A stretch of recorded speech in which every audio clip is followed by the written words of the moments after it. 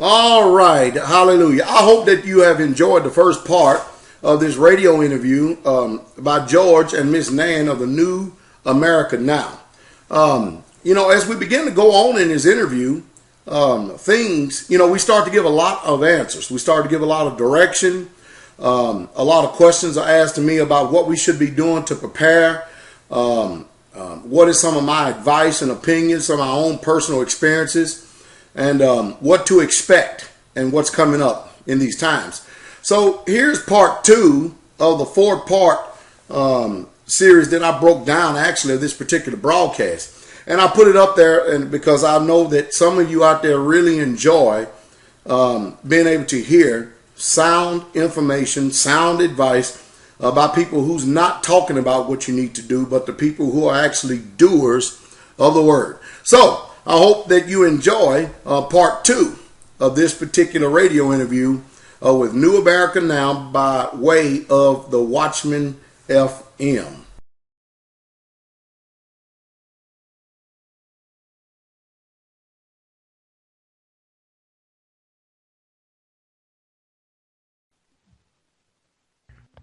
All right, well, we are back, and we've got with us today our special guest, Pastor Dowell, who can be found on YouTube as youtube.com/Pastor Dowell, Dowell, and at straightway.com, is it, Pastor? Straightwaytruth.com, STRAITWAY, TRUTH. Very good. Straightwaytruth.com. He's got a very nice site there, and he's got is it called a Straightway Assembly? Yeah, you can call it Straightway, but we call it the Israelite of Straightway. Very good, very good. Check out his site, and I definitely recommend the folks out there subscribe to this man because he's a powerful voice. And a righteous man. And the missus, I think, has a question for you, Pastor. What have you got for the pastor here? Right. Well, for other people who may have the same idea as you, how would they go about finding property, or what should they look for in a property like yours? How would they get started in building a community for people with the same agenda as themselves? Well, that's the idea right there. The first thing, number one, you have to find people of like mind. The way we started is that we were in our living room, my wife and I, and then the Most High just started adding people to us, and so we have pretty much have grown from there. And I hardly have anybody that actually lives here on this community is actually from the state of Tennessee where I reside, which is remarkable in itself. But the first thing you want to look for whenever you find some land or you're looking for land, you want to get out. And I've always taught people to get anywhere from 60 to 100 miles outside of any major city. And my thinking for that is because when civil unrest take place, all you have to do is just cut on this YouTube or go on TV and see what takes place when civil unrest busts loose in any city. So the reason why you want to be out is because it's going to take some time for people to get out there. You want to be as secluded as possible, and it's not that you're hiding from anybody or not. It's just that you want to live a quiet and peaceful life. When you're looking for land, you want to make sure that you have access to water, whether you have a well or a spring or maybe even a little small river that runs adjacent to the land. You got to have water because if you're going to have livestock or cattle, you're going to grow and raise your own food. Water is one of the greatest resources, and without it, the land is barren and it means nothing. So it takes people to get into one mind. It takes people to have one goal. I mean, for instance, everybody here has their own dwelling place. Everybody here has their own little home. Everybody does. But we had some sacrifice in the beginning. We stacked up 2 and 3 families at one time in one house. But when we first started, but that was the sacrifice that we made in order to get to the place where we are today. Yeah, absolutely. And Pastor, you're transmitting this on a small FM frequency that reaches out into your community just a little bit, so that your assembly, your congregation, can listen to this. And So he is doing that right now and spreading that word. And I know there's a lot of interested people listening to you, both in your community and across the country. And we even have people from Australia and Europe, listening to the show here. So, what is, there's a certain mindset though that you have to go with this type of thing, because people are preparing in different ways. But some people are preparing and saying, well, this is going to be something transient. The government has the answers, and there's very smart people at the Federal Reserve and in Washington, and they'll figure it out. And so maybe I'll just have 3 days worth of food, and that should be enough. What do you say to people like that? Well, I actually call them pessimistic, because they're actually believing in a fairy tale. And as the old saying goes, if you're expecting this American dream, or these people who have sold you this bill of goods, and you believe that stuff, no wonder you're asleep. No wonder you're not proactive and not doing anything, because you're depending upon somebody else to do it for you. And that has never worked. And we don't live by that out here. You see, that's the reason why it's very important for people to network. That's the reason why people need to come together on the Sabbath weekly to get strengthened spiritually as well as naturally. And whether we like it or not, history has proven out over time that anytime you have a fiat currency system, that money system is going to fail. It's not a matter of if it's going to fail. It's a matter of when. And when you have the only answers that we have here in the United States of America for everything that we have going on is to print more money, devalue the money, devalue the money, devalue money. And what I'm talking about here today is real change. I'm talking about real change. And that real change starts with a real change of mind. You have to change your mind, because you cannot do the things that you've always done and expect change. Because you continue to do it, you're going to be in the same place that you are now. And you're going to be in a soup line pretty soon with that kind of thought and that kind of attitude, because you didn't wake up and see, and neither were you a student of history to see what took place when people depended upon somebody else to take care of them, when God himself is giving you 2 hands and a mind and 2 feet to be able to make a life and do it for you and preserve yourself as well as your family. So it takes a change of mind. You must change your mind. And if you don't, I tell you what I do. I tell people just stick around, because, a lot of times you can talk to people till you're blue in the face, and that don't mean they're going to change. But, hey, y'all just shake the dust off my feet, and I'll go to the next person. Yeah, absolutely. And, there are a lot of people that are going to continue to lose their jobs. You have teachers getting laid off or given pink slips all across this land. States are insolvent. Counties and cities are bankrupt. And they've made promises to all of these folks that have government jobs that they will have pensions and they will have this and they will have that. And they're finding that the promises that were made are probably as valueless as the fiat currency is going to be very soon. Well, see, that's why I continue over and over and over again to stress being a student of history. Because if anybody knows anything about the history of this country, we all know that they break every promise, every treaty that they've ever done. Let me give you an example. In 1933, which was the time during the Great Depression and stuff, okay, a lot of people are not familiar with the truth of what happens in this country. And I'm going to show you the type of character that our particular country has. When I say country, I'm talking about the politicians or the movers and shakers, those who are in the outhouse, which some people call the White House, those who are so-called running this country. You see, they what they did is, because they were so insolvent, their money supply was worthless. It wasn't worth anything. So what they did, they started going around and confiscating all the gold of the people. Now, this is our American government, who we say that we elected and put into office, but we have never elected anybody. Every single one of them was selected. That's the reason why I teach self-preservation. That's why I teach that people have independent thinking, start exercising independent thinking, having self-autonomy, and start thinking, because you have to change your mind. These people said that they were never going to confiscate the gold. See, at that time, gold was the money or the way that the dollar was backed up. So they turned around and they told the Americans, you turn in your gold. And if you don't turn in your gold, you're going to have a 10-year prison sentence chalked onto you. And if we turn around and find out that you didn't turn in your gold, we're going to chalk another 10 years up on top of that. That's the type of policies that this country makes. So what they did was they went around, they confiscated all the gold, and they gave the people $25 for an ounce of gold. And then they put it inside their banking system, and they turned around and they jumped the value of that gold at $35 an ounce, which if you was going to go back and you was going to try to preserve yourself as far as your wealth goes, you have already you already have to pay 46% more because that's the way that they operate. So you cannot believe in this country to keep its word. They have never kept their word. They have broken every treaty. You can ask the American Indians that. They have broken every contract. You can ask the Iraqis that because you can't ask Saddam Hussein because he's dead.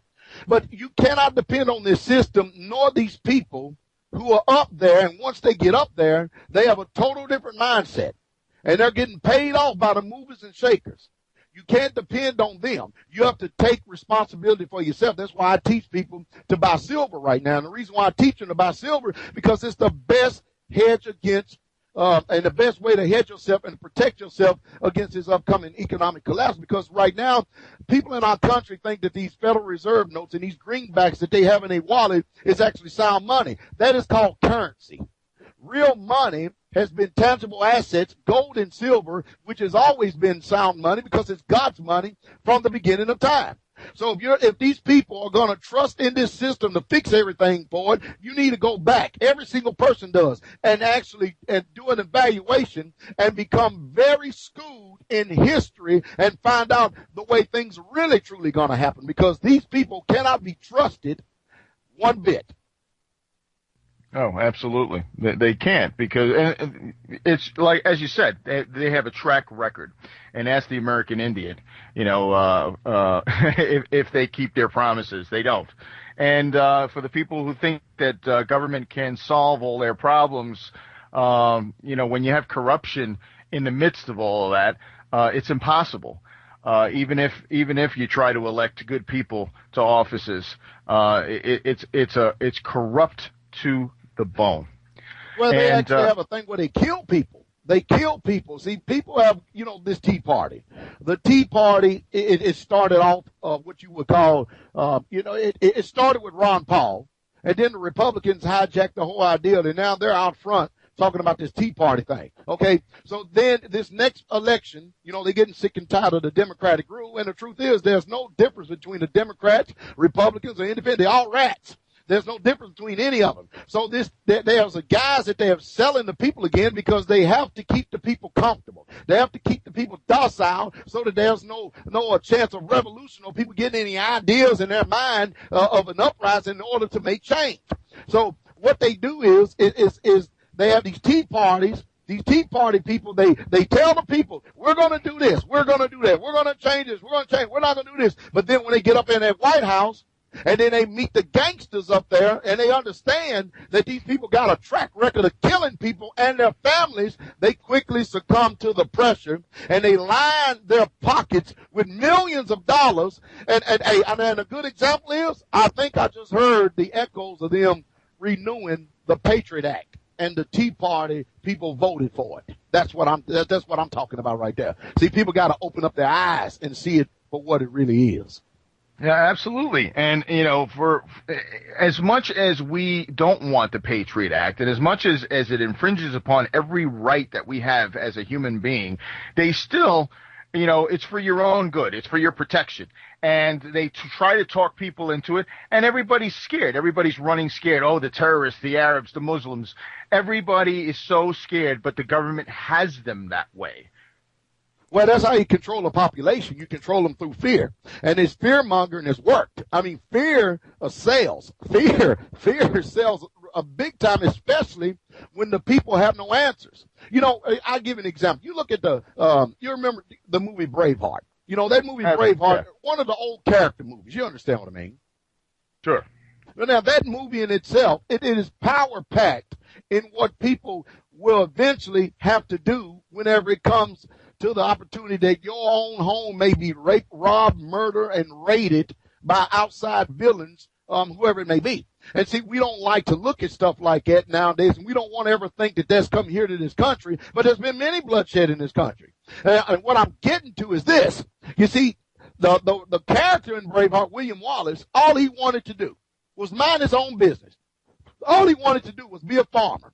All he wanted to do was raise a family, and that's it. But King George didn't want him to do that. He wanted him to do that as long as he obeyed his laws, as long as he paid his taxes. And so William Wallace had an idea. I'll tell you what we do. We'll just go to the king and we'll make petitions. I'm going to tell the people right now, there's no talking to these people. You ain't going to talk. You cannot reason with a devil. You can't do it. You think you're going up there with your good heart, and they are all the while getting themselves together and thinking and plotting how they're going to kill you. And that's what's taking place. See, we've been killed spiritually. We've been killed naturally. And not only that, we are such a docile and demoralized people right now that I have actually grim thoughts. I mean, really, truly grim thoughts to actually think that anybody, that even a man now today would even stand up and protect his family if somebody actually came and made a run on him and tried to hurt him. No, I agree with you wholeheartedly. That's, bad things, in my mind, and I know the missus, have talked about this many a times, is that, we're so arrogant. Not only here, but in Europe and with this whole Western society and this first world business, we're so arrogant that, sometimes these things I think have to happen in order to make you realize, you need to be a little less arrogant and find out, what the real is. Well, again, I'll go back to real change again. For instance, if you had a little small group of people, and let's say you had a small group of 20 or 30 people, and let's say that the people put their money, they put their resources together, and then they bought 20, 30 acres of land. And just like I had talked about earlier, they start off maybe small, maybe put a trailer or two out there, and do things, work together to help each other. Homeschool your children, so that way your children don't go to school and get an American brainwashing, but they're actually taught the morals, principles, and values that their mother and father wants to be taught, that want to teach them. And if you do that and you spread out the homes over the land and stuff, you can actually have what everybody has been wanting and what people want here in America all along. But in order to get to that point, people have got to change their minds. You see, because we look out and we see these fine cars and these fine homes, our lust begins to go after these things. And when our lust begins to go after these things, we start thinking crazy. We don't even function right. We act wrong. And so now we have been duped and deceived to thinking that you literally have to have a physical job in order to support the system, in order to survive. Now, I wonder, what in the world did this world do before the Industrial Revolution? What happened? How were people living all these many centuries before what we would call modern day civilization? That's what I'm trying to wake people up to. Now, we don't live like no Amish, and we don't live like any Mennonites. Otherwise, I couldn't be talking to you on this telephone. But at the same time, if people can just grasp what I'm saying, and many times some people got to see it. But, whether they like it or not, the people in this country are going to be forced to change whether they like it or not. Because for instance, there's going to be a lot of job losses this year. And with the gas already at $3.19 a gallon, if gas ever goes to $5 and $6, $7 a gallon in this country, it's going to literally break the backs of Americans because they have lost more purchasing power through more high taxation without representation because the people are not representing them, and they're going to be forced to spend the majority of their money just to get back and forth, still feeding the system, and they're going to spend the money on high food prices because they refuse to live simple, to grow their own food, to get their own garden. So they're going to be forced, whether people like it or not. It is coming. And I understand that my voice is one of those of what people would automatically translate as fear-mongering because I'm being brutally honest because I can see the handwriting on the wall and what's taking place. I bought silver. I bought silver years ago that I have in my safe in here that I purchased it for $8 an ounce. Now today's silver closed out this past week. 1 ounce of silver closed out at $33.15 an ounce. Now, while they have deceived us into believing that metals is not money and that the dollar bill or the Federal Reserve note is money, we have all these money, all these greenbacks in our pocket, and yet and still we cannot purchase the same thing we could 10 years ago with the same amount of denomination that is written on the dollar, but yet and still these metals are going up. Yeah, it's going to reset. The system is going to reset back to sound money again. So that's why I keep preaching real change. Change your mind, because if you don't change your mind, you're not going to change your attitude, you're not going to change your heart, and you're definitely not going to change your footstep and your footprint from what you're doing right now in order to become an independent. That's what I preach and I teach, and I can only hope that people have the ears to hear it. Oh yeah, and so what happens now? We're not that far away from, all of this breaking loose, the poop hitting the proverbial fan blade. As the turmoil really unravels in the Middle East, and we're seeing gas prices at over $3.50 now, almost $4 a gallon. I had a friend of mine pass a gas station Friday, and it went up 20 cents in 2 hours from when he passed that gas station. So, and he noticed it, and he told me about it because we have these conversations from time to time. And he says, when things hit $5 a gallon, as you said, they are going to really get crazy. And, we're going to see that translated into food costs. We're going to see that translated into the cost of everything, because everything obviously has to come in and get trucked in, because our society is so fragile. People don't realize how fragile the society is and how quickly everything becomes unglued as a result of these types of things. So, how bad is it going to get, Pastor? You've mentioned that you're going to see people pull a gun on you to take what you have. What's your take on everything?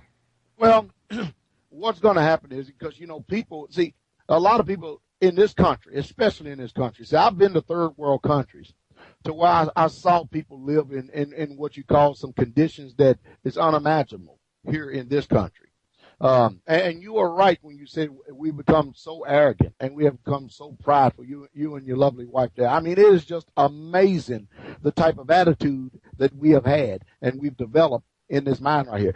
If we really do think that the human spirit or humanity in itself will not turn to a beast nature or a beast spirit or to survival mode, when there's no longer any food and water that they get their hands on, we got another thing coming. Civil unrest. These cities are going to be turned upside down because why? They have put everybody in the city. People are going to try to take anything of value that they can get their hands on. And it's going to be bad. I mean, it's going to be so bad because, see, what would happen in a town, just to paint a picture, if the trucks stopped running to the stores tomorrow? What if they could not bring trucks into these stores to fill up these shelves tomorrow for 2 weeks? What would happen in that town alone? And if it's spread out for over 100 miles? You see, that's the way we need to be thinking, because every time you see the gas jump up 20 cents, that's letting you know that the dollar's losing value. Every time that you see your food prices, because they have already started making moves on us to try to deceive the people that we're not experiencing inflation. You used to be able to buy a half a gallon of ice cream. It's not even a half a gallon now. You go in there and buy a bag of chips, it's mostly air instead of chips. Everything is being reduced because you're still paying the same price for goods and services that you did years ago, but you're not getting the same amount of product. And so they're already working on the psyche and the minds of the people to deceive them. But when people no longer have any food, they all revert to savages. And so what I teach people is you're going to have people that's not going to have any morals or any values. There's not going to be enough law enforcement around to protect you and your family. As a matter of fact, they don't even have a right to protect you and your family. They protect the interests of the state. It's up to you to know what self-preservation is.